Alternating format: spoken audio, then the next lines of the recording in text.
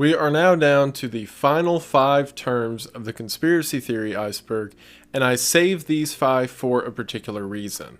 I think they're not only some of the biggest overall topics, but it seems like a fitting place to close this iceberg on. God's ego death in research is, I think, probably the most misinterpreted one on the entire iceberg. Everywhere I looked in research for this, people were hyper-focusing on the ego term. See, ego, as it's understood in psychology, is the self, or it's the idea of oneself. So in that sense, you would think ego death, as it's often called within the hero's journey of storytelling, would mean the destroying of one's own opinion or perspective. In other words, if you have a character in a story who has very hard set fundamental beliefs, and then something happens to them and they change those beliefs, that is considered an ego death. However, what I think this iceberg is getting across, because everything else on the iceberg kind of points that direction, is the other definition of ego death. An ego death or ego loss is what it's considered in very, very hardcore drug trips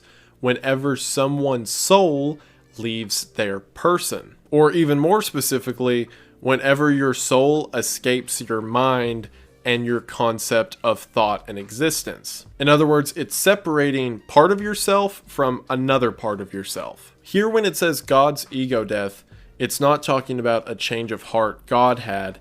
It's talking about God's separation of God himself. Think about it this way. Remember when I was talking about the God of the gaps didn't exist earlier, and it got across the notion that everything has to be either the total creation of God or none of it was? Well, if every part of existence is a part of God himself, then that implies that at some point, God was just one entity. See, if at one point God was just one being that existed as a perfect form of existence, then anything that he created other than himself had to be a step down. So in this form, God's ego death was a departure from himself into this other existence. It was, in a sense, the death of the one true perfection. Some have even taken this theory as to be the root of fractals themselves.